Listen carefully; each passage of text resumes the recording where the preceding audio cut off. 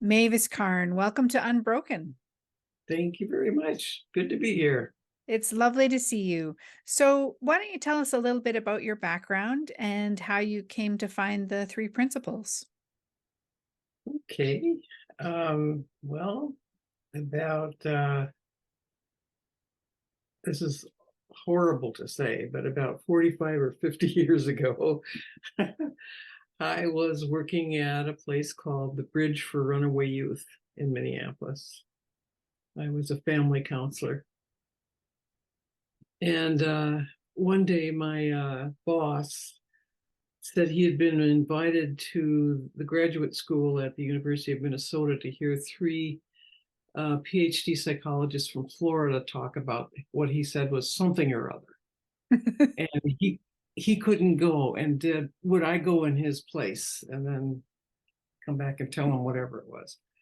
So I said, sure, because I got 2 days off work and I don't care what he wanted me to do, I would have done it.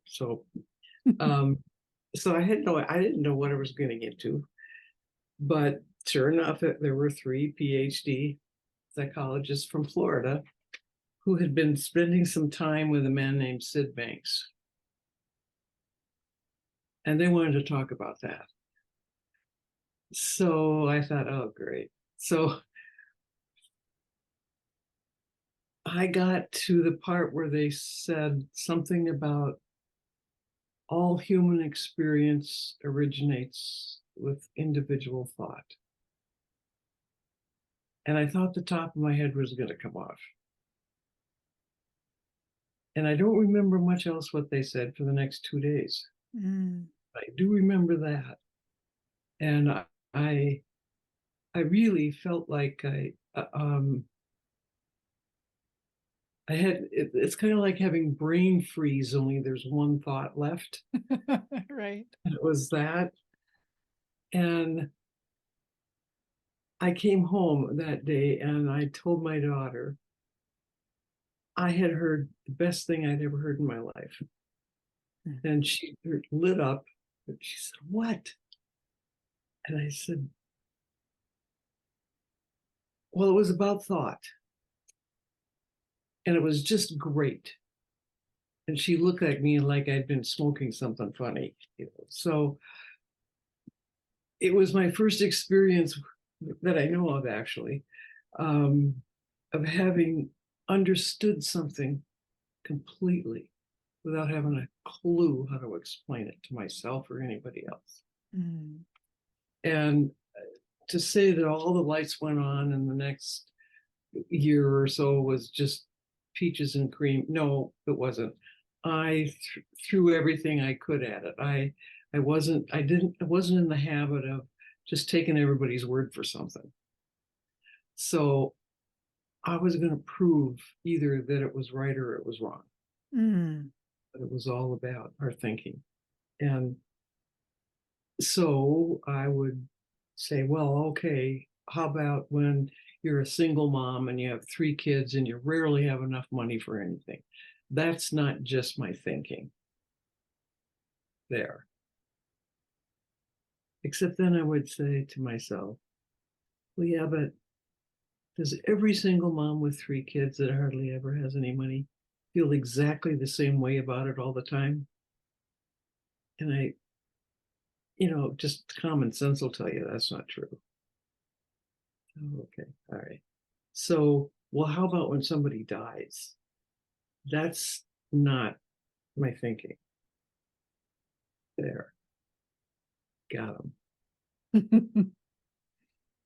Except, does everybody always feel the same way all the time about a death? Again, that just doesn't make any sense. So I kept I kept having this wrestling match with myself. But at the same time, I just started feeling a lot better. I started feeling more relaxed. Um, I started seeing people differently.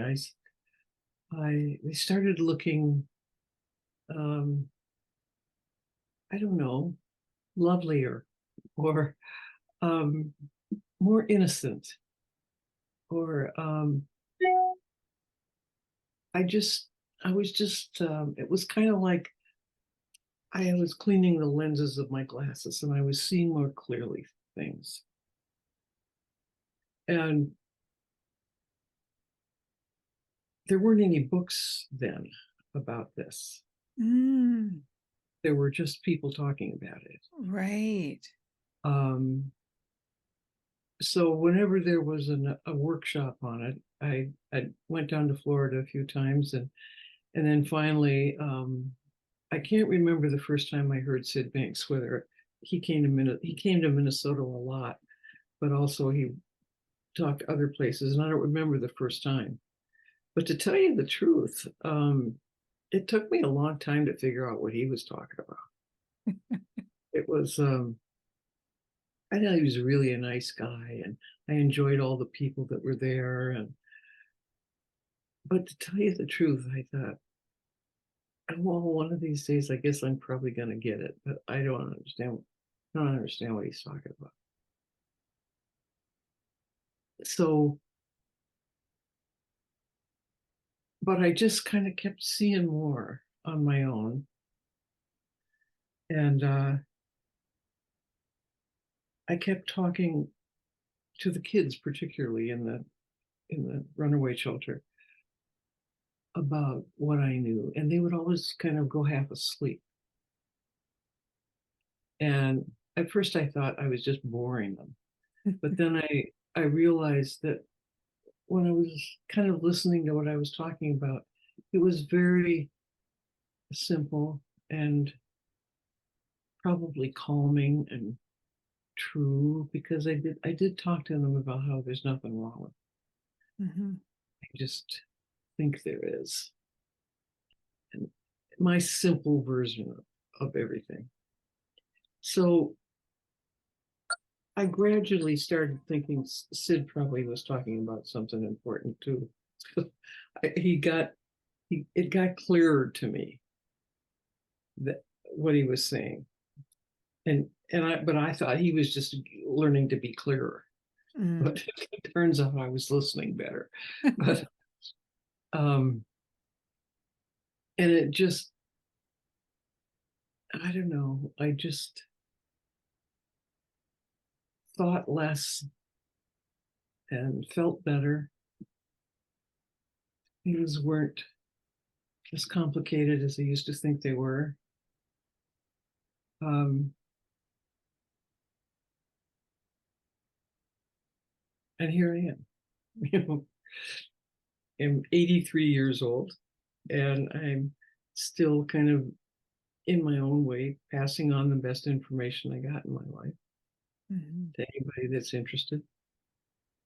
And I keep seeing it more and more and more simple, Mm.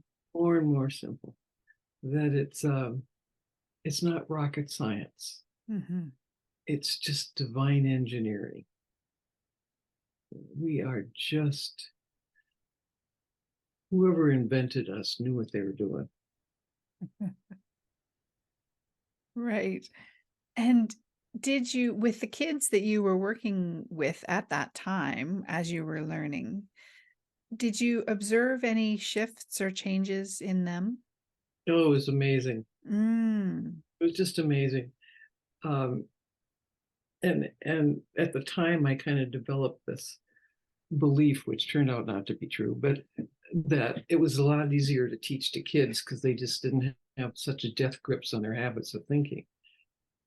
And it probably had a lot to do with, I saw it so simply. And at the time, I didn't think I was seeing it simply. I thought it was just the best I knew to do. And and I knew that there was a whole lot better way to teach it, but I wasn't there yet. That's how I saw it. Mm. It turned out that seeing it simply worked for kids. Mm. So, um, and it probably helped that I loved them, that I just had such an affinity for kids. Um, I don't know, but they they would always, when I was in charge of the groups, they would always calm down pretty quickly. And then it turned out to be they would calm down just kind of knowing it was me Mm. because they got ready to calm down, right? Right. And it really wasn't. Uh, I was just calm, and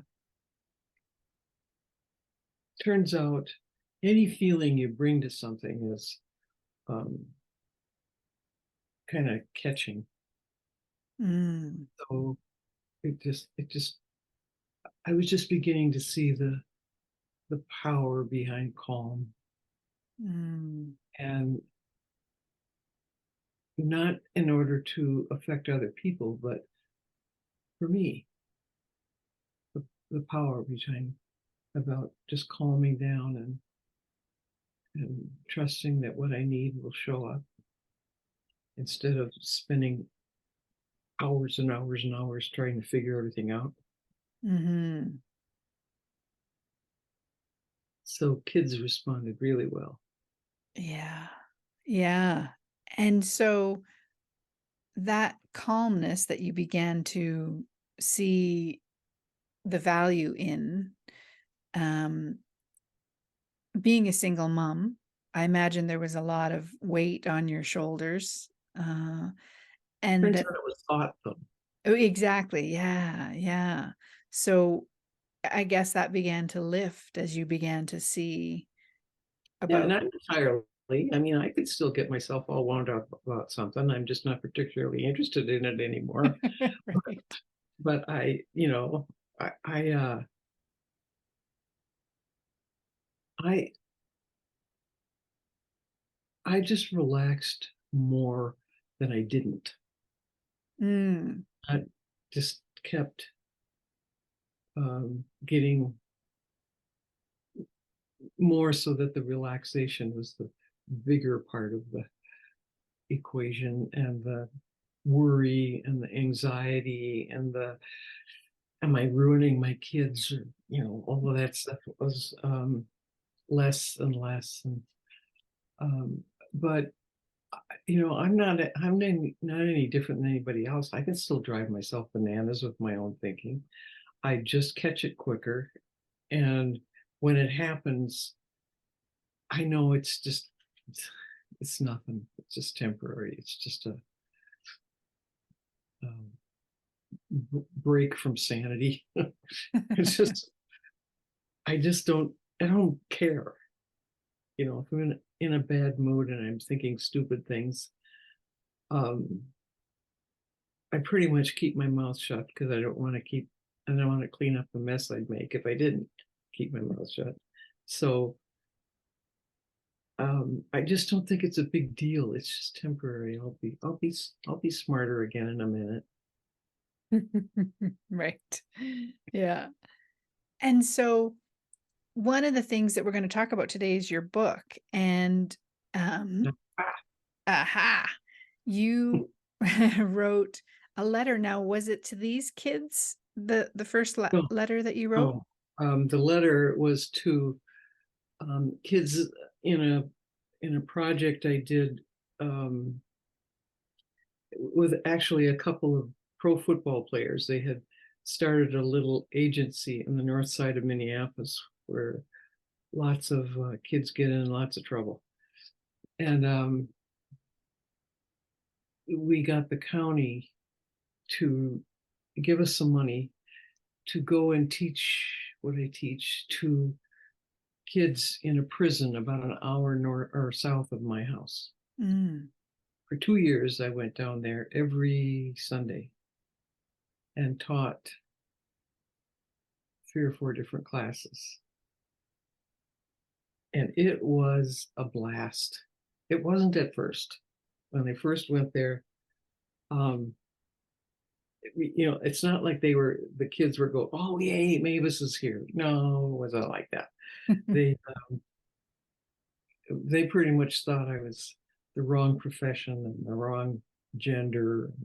In some cases, had the wrong pigment, and it was, but they got over it, and it was just an honor to go uh, and just it was just an honor to just be with them and watch what happens when kids wake up to who they are. Mm, They are magnificent. mm, And the kids that were in the class in the beginning kind of kept order as new kids came in and wanted to show everybody what's what. And I didn't notice that for a long time, that the original kids were taking care of order. mm, But I just thought, God, this is great. But it turned out that they would from time to time take a new kid aside and say, you know, don't mess with G. They called me old G, which I Oh. thought was old grandmother for the longest time. I and it turns out it means original gangster. And but they got I guess they just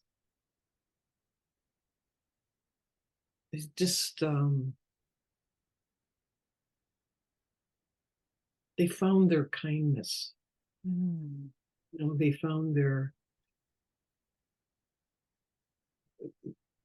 They found their beauty and their um they they wanted they didn't want me to get hurt, mm, and that was lovely. I didn't even know it was possible to get hurt. That's how, you know now I think about it, and that's not a particularly safe place to go. But no. I'm not a street smart person. I'm not. I don't pretend to be. I just know some things that I was pretty sure if they gave me a chance, they'd want to know it too. And I Mhm, was right about that. mm, Yeah. Um, I'm not sure I'm not sure who taught who more. They mm, taught me so much about what's possible for mm, for kids that in many cases came from home lives that would just curl your teeth, mm, and to have them find who they really are after years of just having some beliefs about their own limitations. And um, so many of them had no expectation of living beyond 20. mm, And it was so startling to me to find that out. I mean, it's kind of, I knew it intellectually just from reading stuff, but to be with kids who didn't think it mattered too much what they did or didn't do, because they were going to live much longer anyway. And that was their it was logical. They had all lost so many friends and relatives to violence that it was logical to think, well, probably not going to be around long. But to see them start to have aspirations that in most cases involved helping people, and we didn't have the kind of money or resources to follow up on these kids, so it was always informal. We'd see them here and we'd see them there, and they would from time to time stop in my office and we'd go have lunch and stuff. But there are so many of them, I have no idea what happened, except every once in a while somebody will tell me, hey, you know who I saw. But I wish we would have had, or maybe I wish would have known how to incorporate some follow-up stuff in it. But we were just babies in this thing, and we were operating on a shoestring, and we, did as much as we could with what we knew at the time. But I would have loved to have kept track of them. Mhm. That's more of an answer than you actually asked, wasn't it? Yeah. It was great. I love hearing the background, and actually you answered one of my follow-up questions, which was going to be about whether you ran into them later on. So that's interesting. And the letter that you wrote to them, that came about, was it because of a graduation? Well, yeah, it was the end of my part of that program. It was Mm, I contracted for 2 weeks. Well, the money ran out, and I kept going for a while anyway. But other people took other people in the agency took over, and so on my last day with them, they were going to have a party for me. And this is when, because we'd see them when they got out too. It was part of the program. There was a group, and sometimes individuals. So they were going to have a party, and they made this cake. I wish I would have taken a picture of it. It looked like they had a fight over it. It was just, oh. Anyway, I before I went, I want to give them something, and I thought I should get them all socks. One of the Christmases I was with them at the prison, I bought them all socks because they were always running out of socks. Bought a whole big garbage bag full of socks, and I thought, socks, and I thought, no, I don't want to give them socks. And I thought, okay, I'm going to write them a letter. So I just sat down and I let the letter write itself. mm, I don't know how else to explain mhm. it. It wasn't a personal intellect letter. It was just I let the letter write itself. Made a bunch of copies, gave them all a copy. That was it. And somehow or other that letter got into Stillwater, which is the big boys prison. And I got a call one day from somebody, one of the inmates that was wanted to make a poster out of it. Mm. So I thought, well, that's a good idea. So he made a poster out of it, and I had a bunch printed, and I used to give it to kids when I see them, and lots of times adults. And it it got wings, and it started floating around. You know, would turn up in places that I didn't send it there. I don't know how it got there. So that's the letter. Right. And I'll put a link in the show note because it's at your website, which is maviskarn.net. And so if listeners are interested, they can go and read the letter there, which is so beautiful. And then it's the first letter. I'm holding up Mavis's book here in her new book called It's That Simple. So let's talk about that a little bit. You've touched on it actually already a little. Why did you choose that title? It's That Simple. I didn't. Oh, okay. It's I don't know anything about writing a book, and Mhm. Michael Neal tried to get me to write a book for ever since I met him. He tried to get, and we've known each other a long time. We should write a book. Michael, I don't know how to write a book. You write books. You're great at writing books. I don't have that much to say. I can't write a book. And he was about ready to give up on me as far as the book goes. And one day he said, well, how about if you just write some more letters?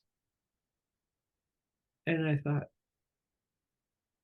oh, okay. Yeah, I know how to write letters. I'll write letters. And he said, it's that simple. That's what we call the book. It's that simple. Yeah. And because I say that a lot, I guess. And because things are simpler than we think they are. So That's how that came about. Michael, the book would not have happened without Michael. Mm. And what was that experience like for you writing more letters? Was it I just loved it. Oh, you did? Oh, I have great. a little porch on the back of my house, and I have a backyard that backs up to a forest, and it's just the loveliest little place back there. And I took my legal pad and my pen, and I'd sit out there and I would write letters. Mhm. And Michael would say, "How about if you write a letter about this?" I'd say, "Okay, I'll write a letter about that." And then I would think of a letter, and sometime my project manager Azul would think of a letter, and I would just write letters. I had the best time. Took 2 weeks. Wow.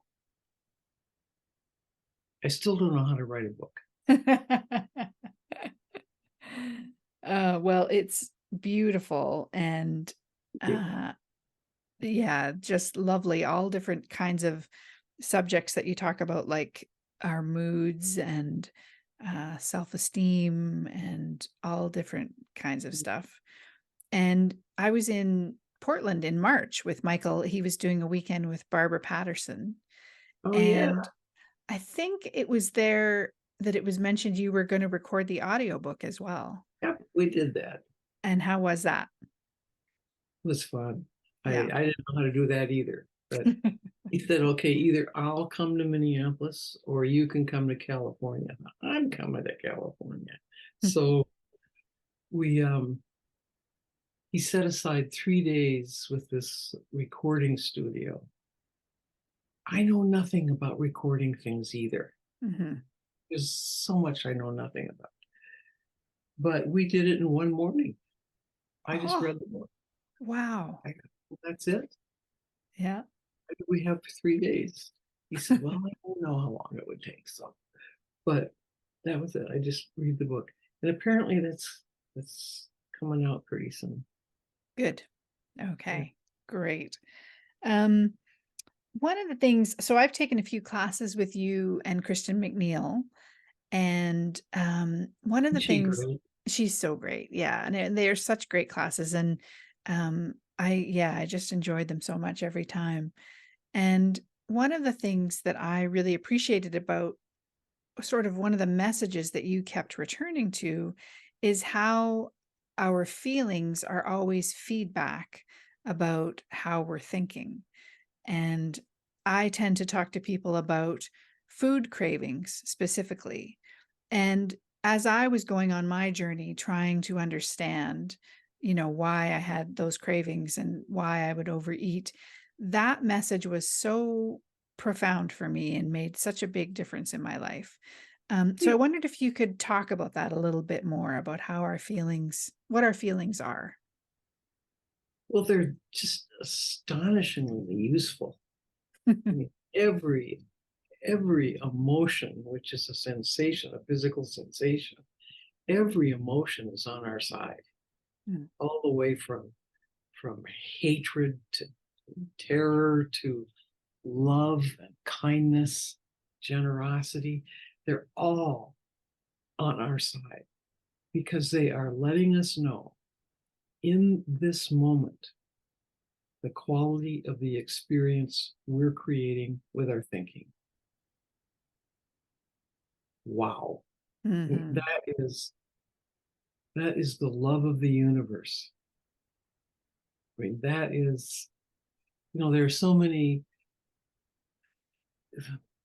pieces of truth in the core of every religion. One of them in Christianity is Christ saying, "Lo, I'm with you always, even unto the end of the earth." And when I think about how well we're made, I think emotions is the love of the universe with us, always, just guiding us away from misusing the gift of thought and back to coming from our natural, inborn common sense and wisdom, and kindness and compassion and love. It's like we don't have to figure out anything, that those sensations are there to say, "Oops, you're a little off course here." relax, come on back home. You'll be smarter any minute now. I mean, that's as at least as useful as um, having a touching a hot stove feels so bad you can't leave your hand there. Isn't that useful? Mhm. It's like that's on our side. It's how we know whether to buy shoes or not. We can feel. I mean, they might look good, but if they feel bad, it's not going to work. So there's a sensation that lets us know if these are the right size shoes. There's a sensation that lets us know whether to put a coat on or take it off. We are being guided all the time by sensation. And the sensation of emotion is guiding us in the use of this thing. Mhm. Ooh, so helpful. Yeah. So simple. It's so simple. And all of it's like I read a little essay not too long ago by a woman that was writing a book about the Buddha. And she said, the Buddha says everyone is enlightened. And all of our struggles happen because we don't know that. Mm. It's that simple. Mhm. All of our struggles are because we don't know we are divinely created. And divine design is science. It's not bubbles and petunias. It's science. Mhm. It's like right now, you and I are looking at a screen, right? If we want to look that way, when we do, we we change the aperture in the lens of our eye, just with intention. Mm. Who invented that? I mean, that's amazing. Yes. And that's just one tiny little piece of our engineering.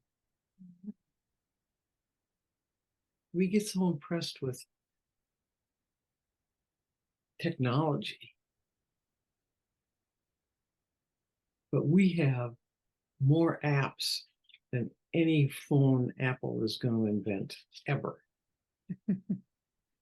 because the phone was invented by somebody that has more apps than the phone. Right. And do you find you mentioned at the beginning that you've been, you know, exploring this understanding for quite a while. Do you find that your what you see about these things deepens all the time?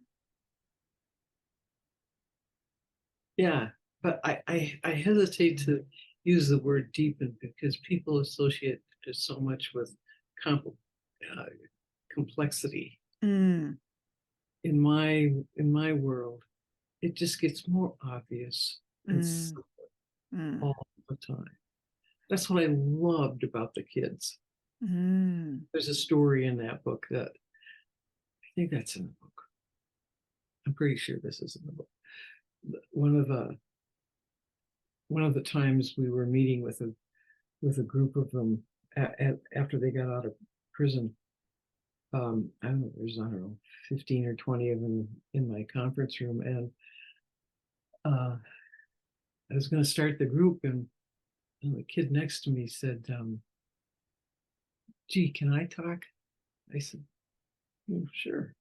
So he started around the room and he started naming each kid and their gang affiliation if they had one. Now I knew their names, but their gang affiliate, I didn't care what gang they belonged. Didn't wasn't them part important to me. Mhm. but he knew it all.